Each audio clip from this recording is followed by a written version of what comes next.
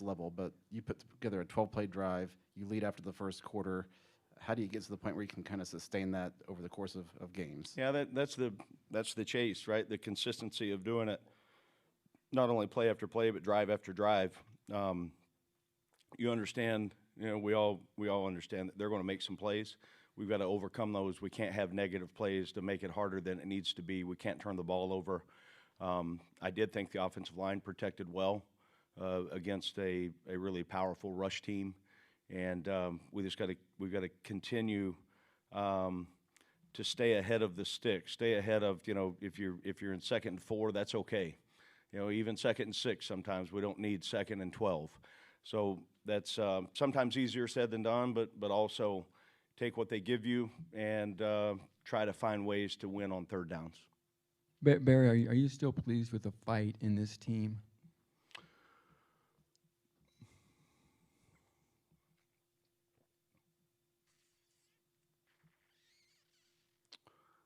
I think we are showing progress in that category.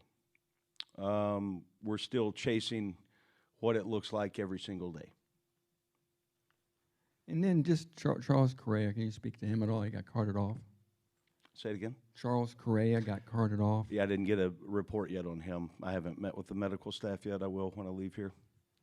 When you took this job, did you think it was going to be this difficult? I didn't look and measure how difficult I thought it was going to be.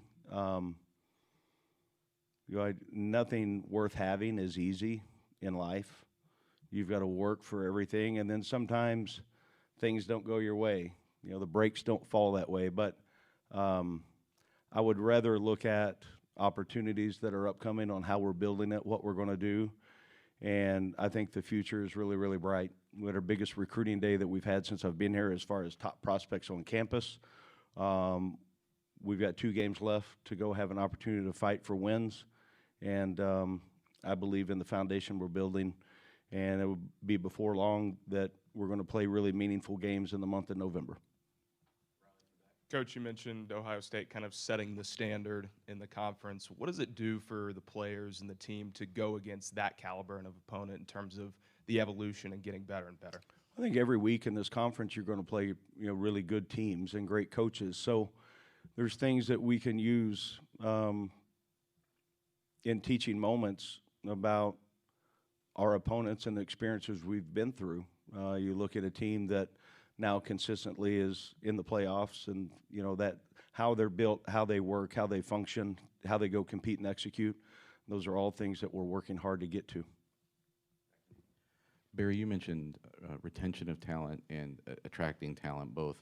How does being competitive, even in losses to teams like this, play into that as far as maybe even the culture that it helps create as you're trying to appeal to the guys to stick around and appeal to others outside? Everything's so important, and recruits or prospects, they see absolutely everything. And then the communication, the vision that we can show them on how important they are to play to help us go win a championship, what their role looks like. The more that we get guys on campus, it's a lot easier to get them to say yes, because then the things you've talked about over and over and over, and then the player and the recruit and the family are here, they can see those things and they want to be a part of it. I think there's some things when you just get past the win-loss record. I think there's a number of people that will want to be here because they're going to get coached really well. They've got a chance to get a degree from one of the greatest universities in the world. And then the opportunities that they have here, there's not anything that they will be lacking of. So I think we're going to put together a really good class of a high school group, and then we'll attract some players that will help us immediately either through junior college or transfer portal. When you built this roster, obviously you're in win-now mode and you have to get experienced guys, but what was the balance you tried to strike where you talk about retention? You did bring in a lot of younger guys through the portal as well. Yeah, I still believe in development of players. I really do. And then we got a number of guys that are, the one-and-done guys, and I just want them invested. I want them invested in Purdue. I want the logo to mean something to them. And the more that we can keep in the program and have another off season and another training and those things, they may not be ready in their first year, but certainly if we've recruited the right way, we've developed the right way, and we coach them the right way, mentor, love, direct, and all those things, then year 2 and year 3, then we'll get guys ready to go play winning football. Are you seeing the progress in the younger guys now 10 games in that you want to, Tramar Harris, for example, played for the first time today. Antonio Harris has played a lot more as of late. Some of these guys are stepping There's a up. number of guys coming on. You know, we have a developmental group lifting guy. They lift 4 days a week, and we get a report every day on how they're developing from speed and strength and explosion numbers, and that's trending in the right direction. And then through injuries and some of the things, and then development, you get a guy like Vanaz Cobb now that's playing a lot of football, and he played well. You know, Antonio Harris would be another. Tramar you just mentioned. There's a number. We're still a young team when you look at it. You know, so it's our job to get those guys in a position to try to play winning football, and I think we're moving in the right direction there. More questions for Coach?